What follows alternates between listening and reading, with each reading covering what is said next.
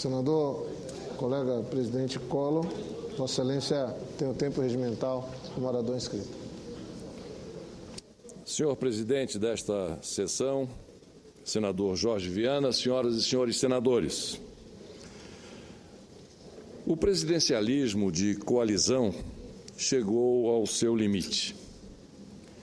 A crise de governabilidade que se vislumbra atualmente, não só em função da mobilização social, mas também pelas dificuldades nas relações políticas, onde o governo e sua base de sustentação parlamentar é a prova mais cabal do esgotamento desse modelo, do sistema presidencialista e da coalizão em particular. Norberto Bobbio bem definiu o termo governabilidade, por meio do conceito oposto, qual seja o da não governabilidade. Para ele, governabilidade e não governabilidade não são fenômenos completos, mas processos em curso, relações complexas entre componentes de um sistema político.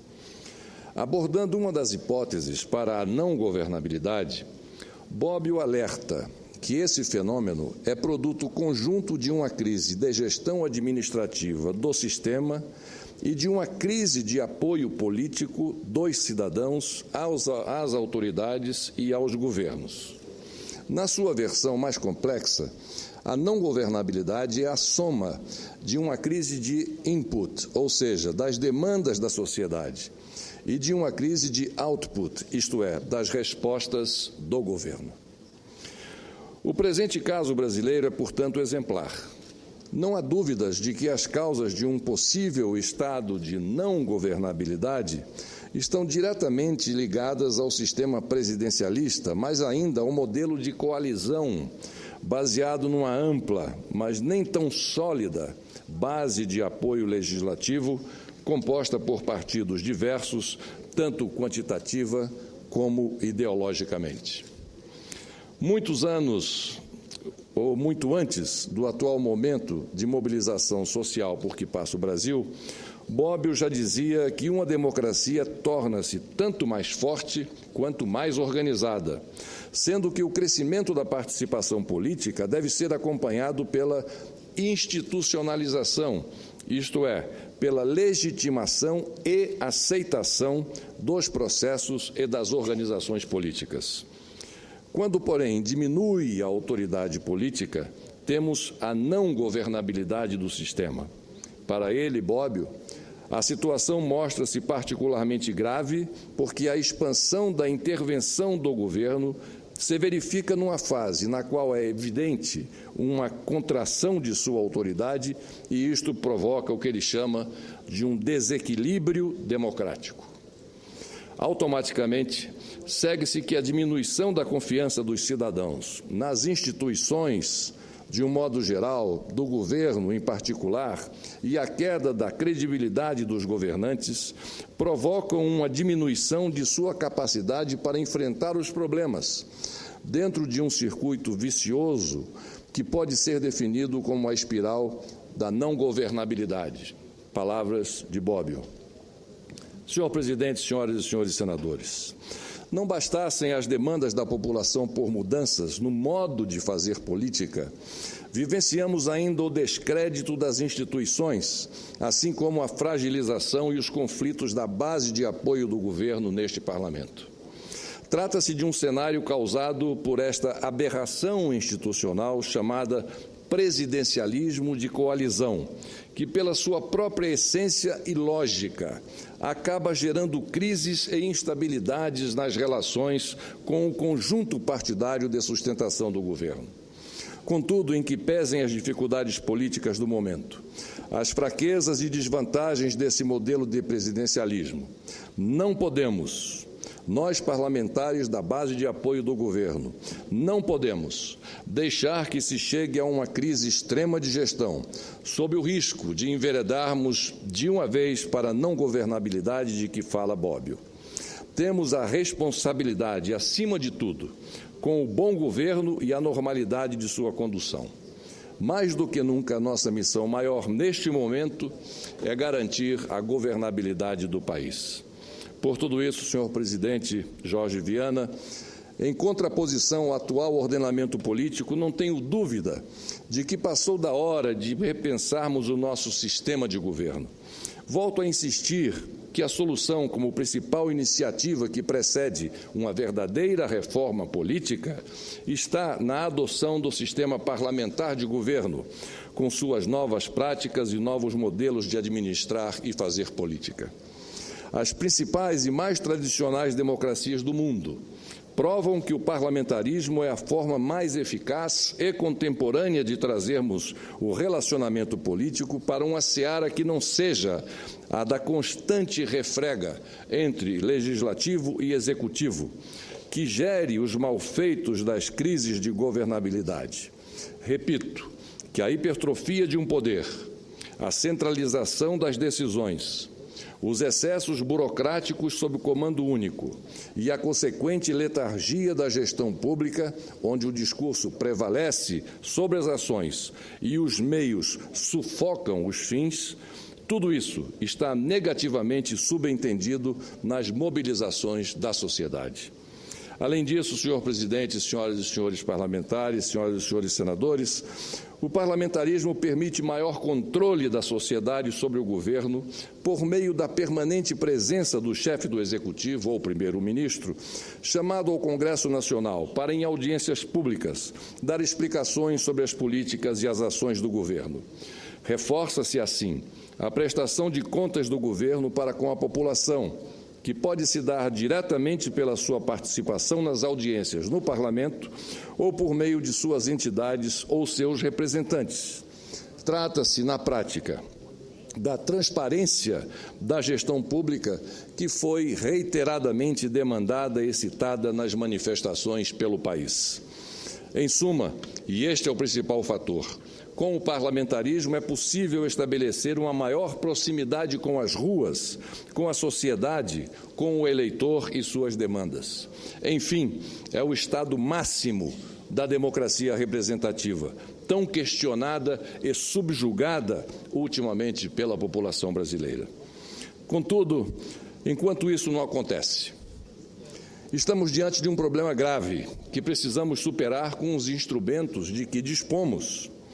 A Constituição Federal contempla uma subseção exclusiva para tratar do Conselho da República, ao qual compete, como órgão superior de consulta do Presidente da República ou da Presidenta da República, pronunciar-se, entre outras, nas questões relevantes para a estabilidade das instituições democráticas. Ressalte-se que, além do vice-presidente da República, dos presidentes e líderes das duas casas do Congresso e do ministro da Justiça, o Conselho da República é composto ainda por 6 cidadãos brasileiros natos. Trata-se, portanto, de uma ótima oportunidade para a sua convocação. Além disso, acredito que nós, os ex-presidentes da República, temos o compromisso com a nação de nos colocarmos à disposição da chefe do Executivo para colaborar com a estabilidade institucional do país.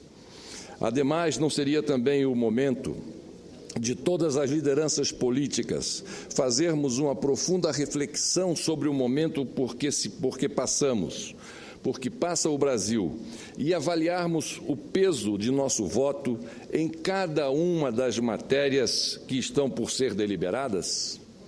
O fato é que não podemos deixar que eventuais ressentimentos pessoais pesem nas decisões que tomaremos e que terão consequências diretas nas condições mínimas para a manutenção da estabilidade do governo e, ao mesmo tempo, no atendimento das demandas públicas. Daí ser também, neste ambiente, senhoras e senhores, senhoras e senhores senadores, neste ambiente de boa vontade, imprescindível a participação ativa dos presidentes dos partidos da base aliada ao governo. Enfim, minha tentativa é a de chamar ou de clamar pelo bom senso e pela reta intenção da classe política, para encontrarmos a melhor maneira de evitar o que aqui já chamei de esfacelamento institucional. Para evitarmos tal esfacelamento institucional, temos a obrigação de trazer respostas à multidão atônita, que em algumas ocasiões sequer tem, de forma clara, o que perguntar ou pleitear.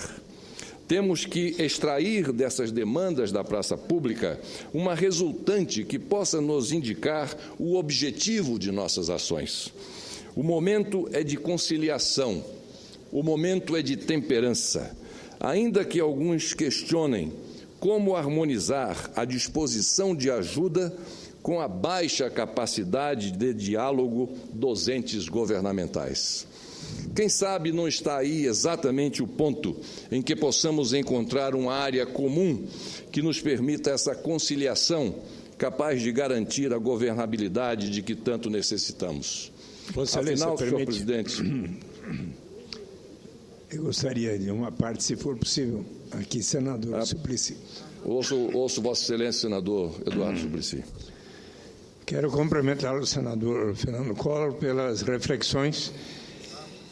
Acho que elas têm um objetivo muito importante para que possamos bem responder ao clamor das manifestações e, sobretudo, chegarmos, através das recomendações do Papa Francisco, diálogo, diálogo, diálogo, chegarmos a um consenso na medida do possível, respeitadas as divergências que existem entre todos nós na sociedade brasileira. Mas é muito importante esse empenho. Vossa Excelência também propõe que venhamos caminhar na direção do sistema parlamentarista, mas é consciente de como a preferência dos brasileiros, em 1963 e novamente após a Constituição de 88, termos por 2 vezes realizado um plebiscito onde, por enorme margem, o povo brasileiro escolheu o presidencialismo. Eu, sinceramente, com todo respeito, ainda continuo a achar que, e Vossa Excelência já foi um dia o escolhido em eleição direta para a presidência da República, eu tenho a certeza de que, fosse aquele momento, fosse a próxima eleição presidencial, há uma enorme preferência do povo brasileiro de escolher diretamente o seu prefeito, o seu governador, o seu presidente. Mas, na proposta de Vossa Excelência, há considerações que podem ser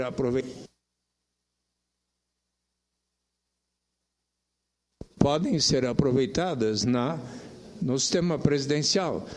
Vossa Excelência mencionou o diálogo que, por vezes, o primeiro-ministro faz junto ao parlamento. Ora, já foi aprovada aqui no Senado, a Câmara está apreciando, mas demora tempo para apreciar, que o presidente da República, ou a presidenta, venha na sua mensagem presidencial sempre, e não apenas no primeiro ano, ler a sua mensagem, e ela poderia eventualmente até aproveitar essa oportunidade e, quem sabe, até tomar a iniciativa, nada a impede, de, por exemplo, uma vez a cada semestre, ter o diálogo conosco, com os senadores e deputados, numa sessão que poderia ser objeto de algo que faça lembrar o que é tão positivo no sistema parlamentarista, onde o primeiro-ministro dialoga com os representantes do povo. Quem sabe possamos, mesmo no sistema presidencialista, caminhar na direção de termos isto que Vossa Excelência assinalou como algo tão positivo do sistema parlamentarista. Meus cumprimentos. Muito obrigado a Vossa Excelência, senador Eduardo Suplicy, e pela contribuição ao meu pronunciamento. E eu gostaria de fazer apenas uma colocação dividida em 2 partes. A primeira delas em relação à adoção do sistema parlamentarista, que eu aqui apenas coloquei como adjetivando o fulcro do meu pronunciamento, das minhas palavras. Eu, como presidente da República, dentro do sistema presidencialista, portanto, insuspeito para dizer que, na minha opinião, salvo o juízo como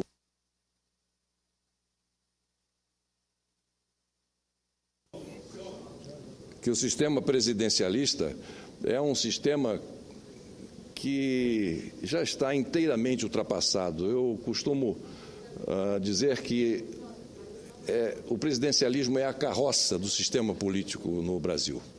Nós estamos hoje tratando com outras variáveis, com outros momentos mundiais, em que a participação popular se dará de forma muito mais efetiva, muito mais eloquente, com o sistema parlamentarista, conforme Vossa Excelência bem assinalou, quando o primeiro-ministro é chamado à Assembleia e com os representantes do povo debate os diversos assuntos e também com aqueles que não estão exercendo o seu mandato. Esse é um ponto. O outro ponto é a respeito do momento em que estamos vivenciando. Com a experiência de ex-presidente, de ex-governador, ex-prefeito, ex-deputado federal e atualmente senador da República, sinto que o ambiente político no país não está bem. E não sou somente eu.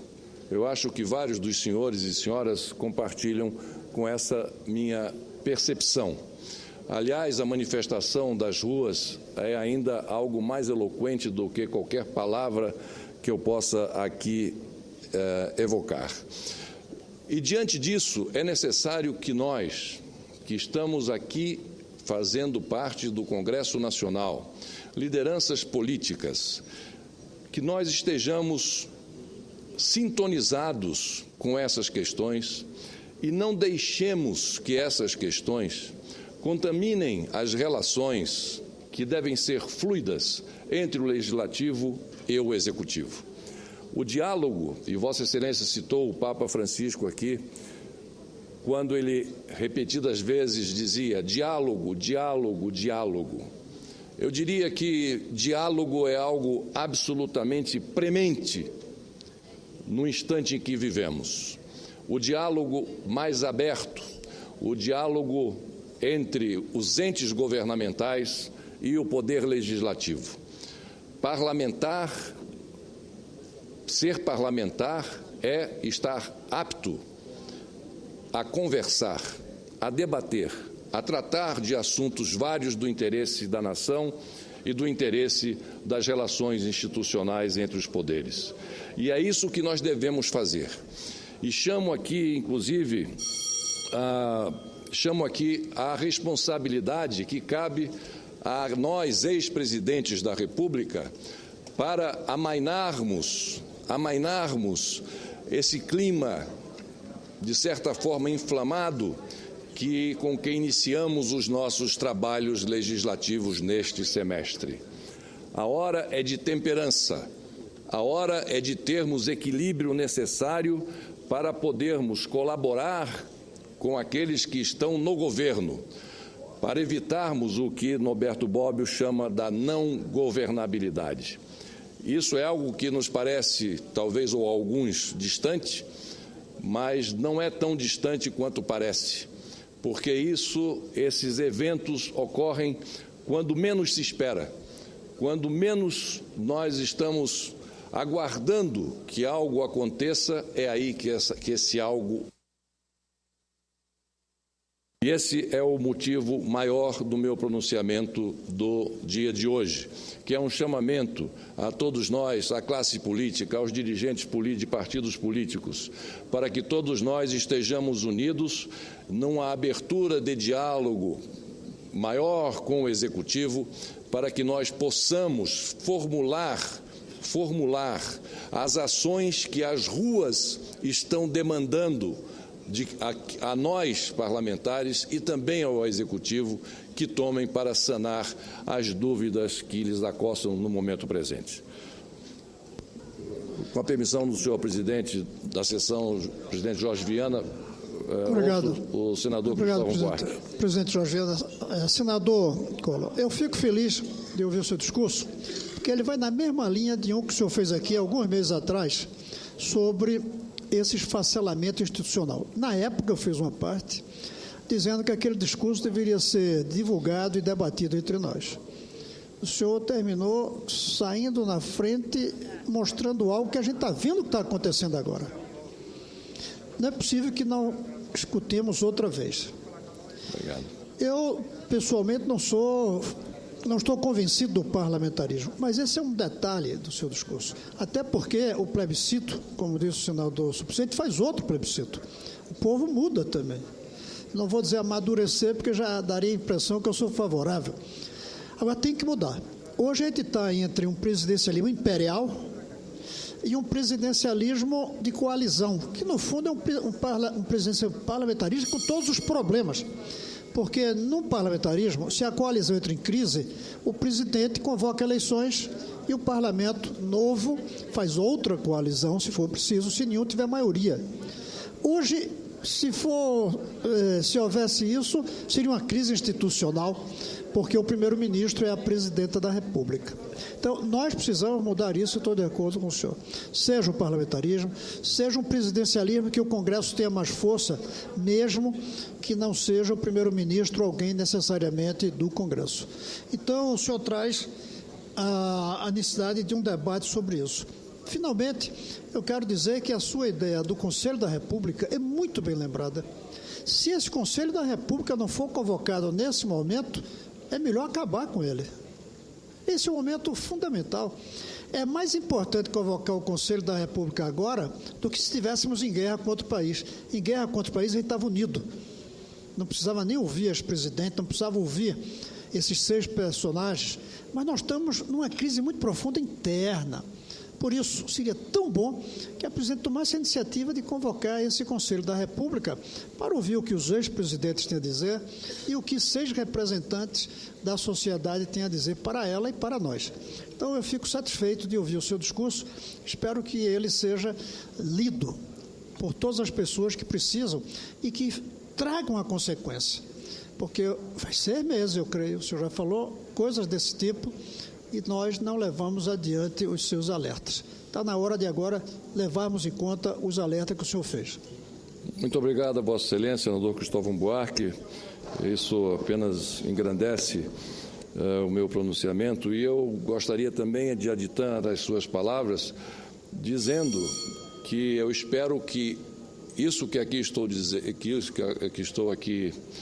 dizendo não seja premonitório. O que eu desejo é que o processo democrático já esteja fortalecido o suficiente para que nós não deixemos escapar tantas conquistas já alcançadas ao longo de tantos e tantos anos de atribulações institucionais para o povo brasileiro e para o nosso país. Eu espero, sinceramente, que a classe política esteja reunida com um único objetivo: não de ser governo ou oposição, ou sem ressentimentos de lado a lado, que deixemos isso como um apêndice de um momento político que exige sejamos todos chamados à nossa responsabilidade. Responsabilidade de continuarmos o processo de consolidação democrática do Brasil e responsabilidade de darmos as condições que são imprescindíveis ao governo de poder governar e lhes dar instrumentos para isso. Como também, do mesmo modo, que o Parlamento seja prestigiado pelo Poder Executivo, que o Parlamento seja dada ao Parlamento as condições que constitucionalmente ele tem como prerrogativas suas para que ele as exerça dessa forma. É isso o que eu espero, e eu tenho certeza que não em função do que eu estou hoje aqui dizendo, mas em função do que já vai no sentimento de cada um de nós, parlamentares e integrantes da classe política deste país, de que nós haveremos, sim, de fazer uma reflexão e, ao mesmo tempo que estejamos ouvindo o clamor das ruas, que nós possamos retirar desse clamor a resultante que possa nos mover em direção aos objetivos, à ação para alcançar esses objetivos. Finalizando, senhor presidente, não podemos nesse momento faltar com o Brasil, menos ainda com o futuro desta geração e das gerações vindouras. não podemos deixar de refletir sobre o nosso legado. O nosso legado, às vezes esquecido no dia a dia, mas que terá de servir de paradigma para que a conformação política brasileira se apresente de uma forma que resista às repetidas crises institucionais originárias de um sistema de governo ultrapassado, como é o presidencialismo de coalizão. A cada 6 meses, uma crise se instala dentro desse sistema de governo. Dessa maneira, se é para fazer uma reforma política, que a façamos com abrangência e profundidade, e não apenas baseada em pequenos tópicos de alteração do sistema eleitoral. Era isso que eu tinha a dizer, senhor presidente, agradecendo pela generosidade da concessão do tempo adicional por parte de Vossa Excelência. Muito obrigado. Eu cumprimento Vossa Excelência.